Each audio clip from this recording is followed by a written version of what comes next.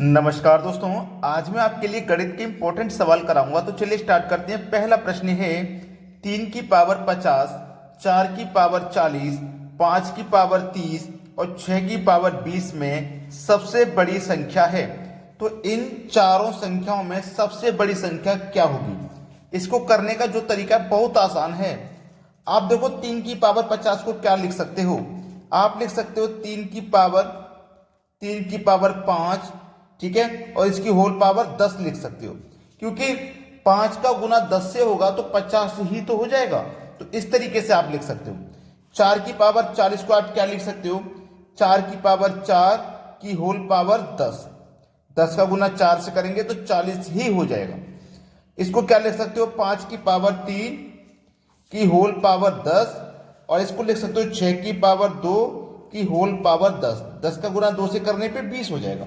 अब देखो 3 की पावर 5 का मान क्या होता है? 240। ठीक है भाई, 3 की पावर 5 का मान क्या होता है? 3 की पावर 5 का मान 240, ठीक है, और इसकी होल पावर कितनी है? 10। 4 की पावर 4 का मान होता है 256, और इसकी भी होल पावर कितनी है? 10। 5 की पावर 3 का मान होता है 125, और इसकी होल पावर है 10। 6 की पावर 2 का मान होता है 36, और इसकी होल पावर कितनी है? 10। अब देखो पावर सभी के ऊपर समान है, तो इसमें बड़ी संख्या और छोटी संख्या पता करना आसान है। संख्याओं को देख लो, पावर तो समान है, संख्या को देख लो। सबसे बड़ी संख्या क्या है?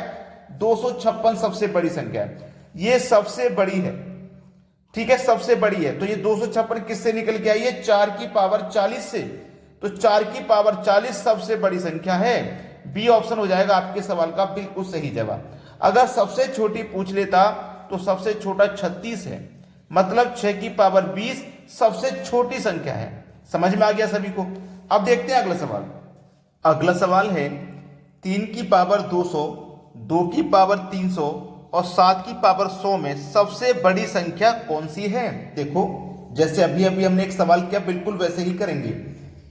3 की पावर 2 की होल पावर 100। अब आपके पास 3 की पावर 200 है। अब 100 का गुना 2 से करेंगे, यानी कि पावर का गुना पावर से होता है, तो 100 का गुना 2 से करेंगे तो 200 ही हो जाएगा। तो आप इसको इस तरीके से लिख सकते हैं। इसको लिखेंगे आप 2 की पावर 3 की होल पावर 100, 100 का गुना 3 से करने पे 300। इसको लिखेंगे आप 7 की पावर 1 की होल पावर 100, 3 दून 3 का स्क्वायर, तो 3 का स्क्वायर 9 हो जाएगा, और इसकी होल पावर 100।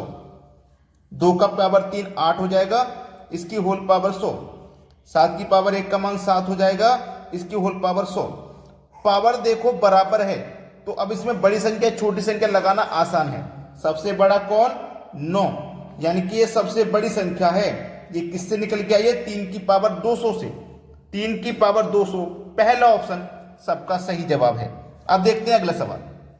अगला प्रश्न है 4 की पावर 0.5 और 0.5 की पावर 4 का मान बताइए क्या होगा? ऐसा सवाल जब एग्जाम में आता है ना, बहुत से बच्चे कंफ्यूज हो जाते हैं। आज आपका कंफ्यूजन खत्म हो जाएगा।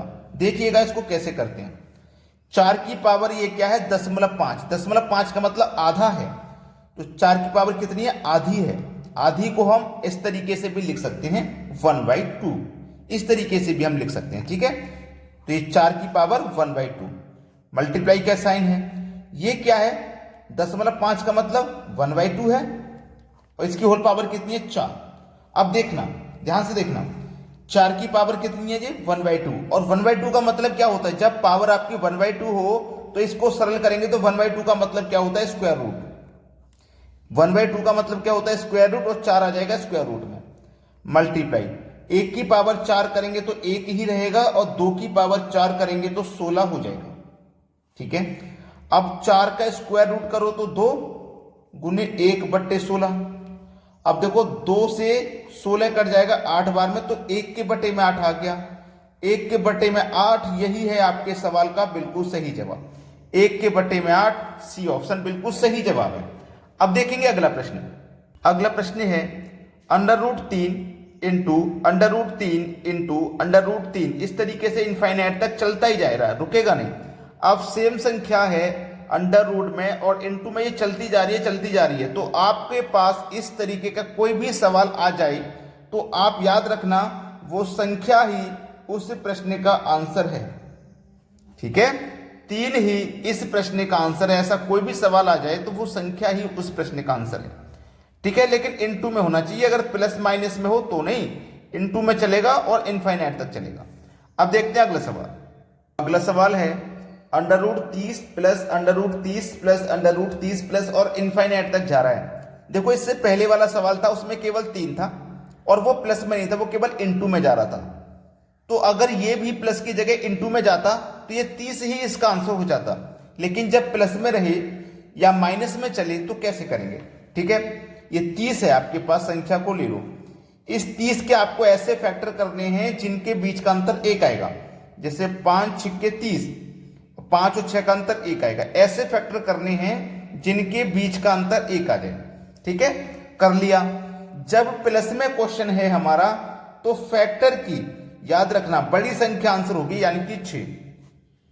और जब ये प्लस की जगह यहां मान लो माइनस माइनस माइनस में चलेगा सवाल, तो फैक्टर बिल्कुल ऐसे ही करना है, लेकिन माइनस में जब सवाल रहेगा तो फैक्टर की छोटी संख्या आंसर होगी। प्लस वाले सवाल में फैक्टर की बड़ी संख्या आंसर और माइनस वाले सवाल में फैक्टर की छोटी संख्या आंसर। अब देखते हैं अगला सवाल। अगला सवाल है 6 की पावर 333, 7 की पावर 222 और 8 की पावर 111 में अभाज्य गुणनखंडों की संख्या क्या है, यह पूछा है। देखो इसको कैसे सॉल्व करेंगे, ध्यान देना। आपके पास देखो ये क्या है 6 के फैक्टर करो 2 तिया 6 हो जाएगा। 6 के फैक्टर करोगे 2 तिया 6 हो जाएगा। अब आप 7 के फैक्टर करोगे, याद रखना फैक्टर आपको ऐसे नहीं करने जैसे यहां पे। अब 7 का फैक्टर क्या होगा, 7 का फैक्टर होगा 7 गुने 1, यही तो होगा। तो फैक्टर 1 के साथ अगर हो रहा है, अगर फैक्टर आपका 1 के साथ बन रहा है तो वो फैक्टर आपको नहीं करना। जैसे 7 का फैक्टर 1 के साथ होगा तो ये फैक्टर आपको नहीं करना। ठीक है, चलिए अब 8 का फैक्टर करिए। 8 का फैक्टर हो जाएगा 2 गुने 2 गुने 2, ये 8 हो जाएगा। तो देखो यहां पे कितनी संख्या थी, 1 और 1, ये 2 संख्या यहां पे है, 1 2 3, 3 संख्या यहां पे है। ठीक है, 2 संख्या यहां पे बनी है और हमारी 3 संख्या यहां पे बनी है फैक्टर की। अब देखो हमारे पास क्या है, पावर। हमारे पास क्या है, ये रही पावर, यानी कि पहली पावर हमारे पास 333।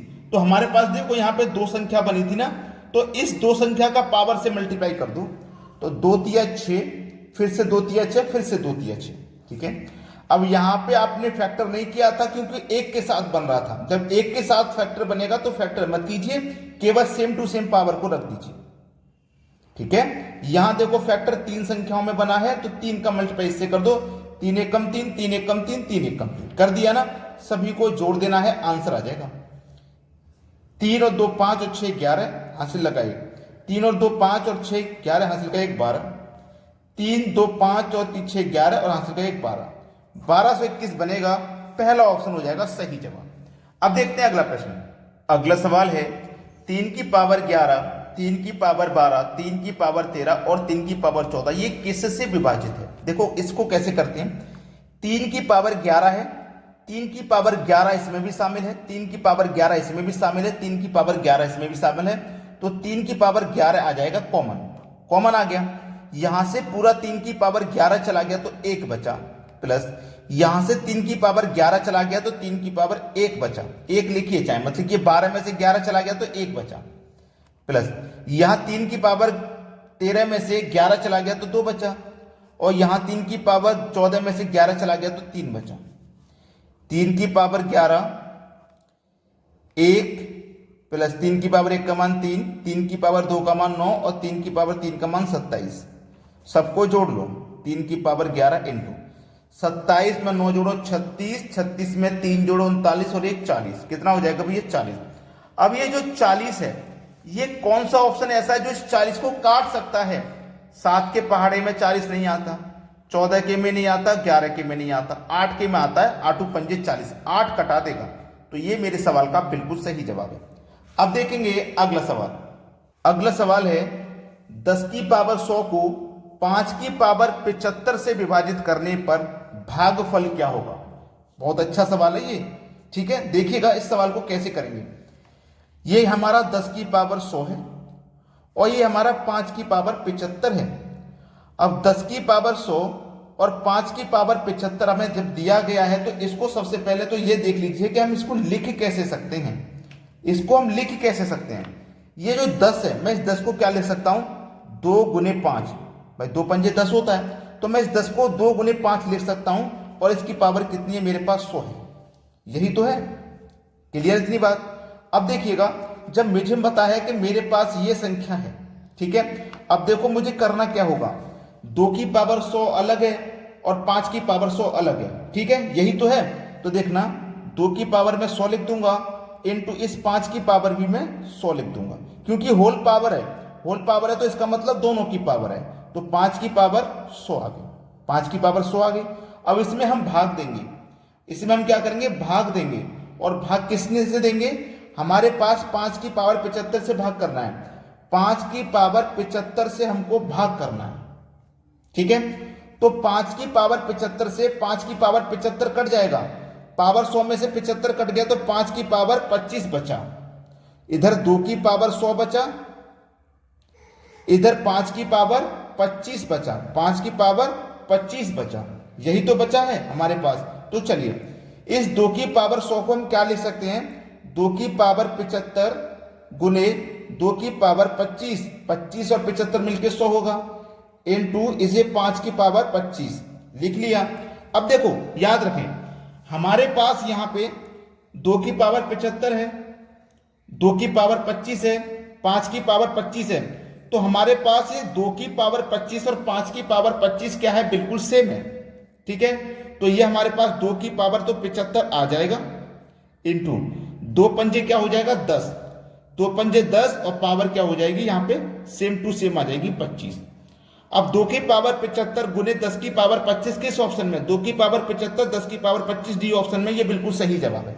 उम्मीद करूंगा सभी को प्रश्न अच्छे से समझ में आ गया है। वीडियो देखने के लिए आपका बहुत बहुत धन्यवाद।